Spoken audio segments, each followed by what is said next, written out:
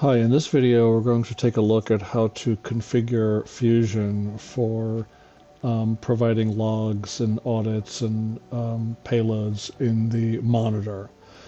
So I have a simple integration here, and I'm going to call that in a moment. But first let's go into the manager, and I am in design mode. You can do this configuration per mode, and you see here is my design environment. And if you go into details, you see you have the ability to configure here under advanced properties, audits, logs, and payloads. So here I have nothing configured. This is the default setup on a new tenant. And if I come here into designer and I enable this HTTP server integration, and then I will call it from Postman. Okay, there it worked. And if I now come into the monitor, and this is the one that just ran, 1143, and if I click on that, this is what you'll see. So without enabling audits or payloads, you don't have any information, any detailed information. I also didn't disable logs, so there's no logs to download. But I do get a transaction where I can get information like the start time, end time, the process time, etc. So now what we can do is let's disable this integration, and let's come into manager and let's add logs and save that. And let's see what we get. I'll re-enable my integration, and now I will call it. It worked. Come here into monitor, click refresh. In fact, let me just come here into transactions. Here's the new transaction, and when I click on that, I actually can download the logs. Okay, so I get to see some logging information. Obviously, if there's a problem, there may be some more useful information here. Okay, next step, again, let's disable our integration. And what I can do is I can enable audits, which will allow me to collect information about the components that ran, so each component in my integration. And I can do that with or without payload. So let's leave it like that for now. And let me go into designer, enable my integration, and now let me call it. Click refresh and monitor. There it is. And now we should see the components that ran. And if I look in here, I can see the process time for each of the components, but I have no details about the pipeline or any payloads from any HTTP calls or OpenAPI calls, etc. So that is useful as well. Let me disable this. And now what we can do is let's add payloads. So now we will actually see the information, we'll see the pipeline values before each component, before and after each component runs. So I'll click save. Let me enable my integration. Come over here and run it. That worked fine.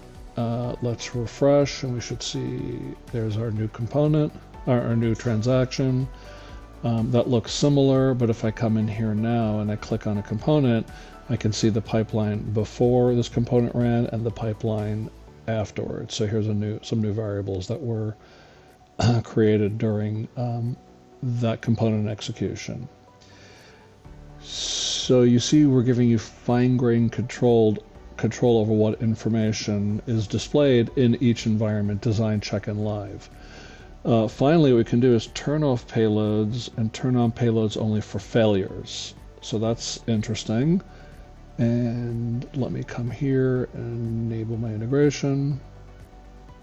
And now when I run it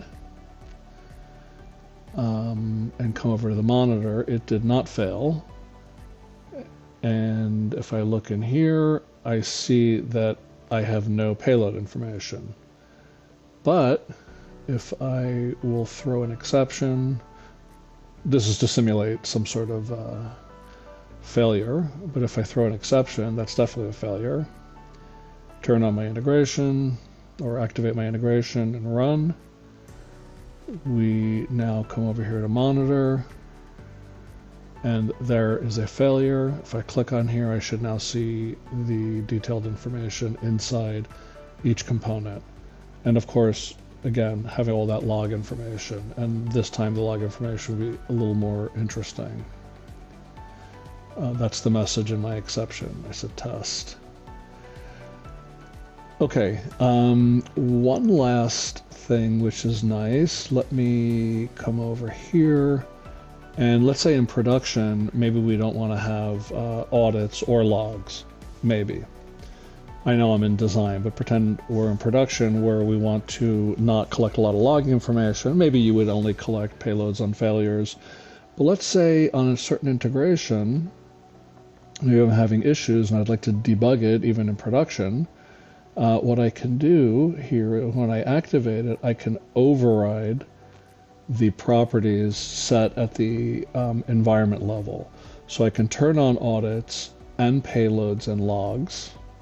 Again, even though it's all disabled, well, in fact, before I do that, let's cancel that. Let's turn this on, and let's again see that I get nothing.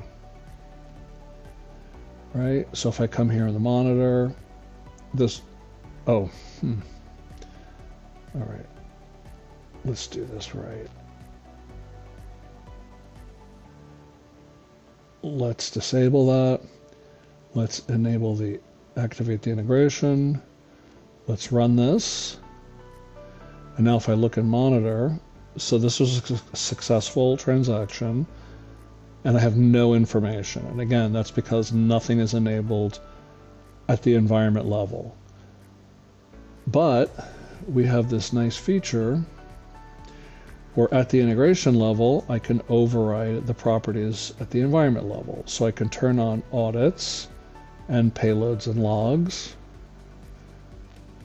and then activate my integration, run it, and then what you will see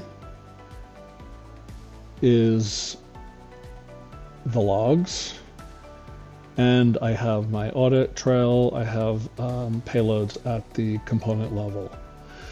So in this video we saw the capability of Amplify Fusion to give you fine-grained control over logs, transactions, payloads, audits, step audits as per environment, as well as the ability to override that at the integration level. Thank you.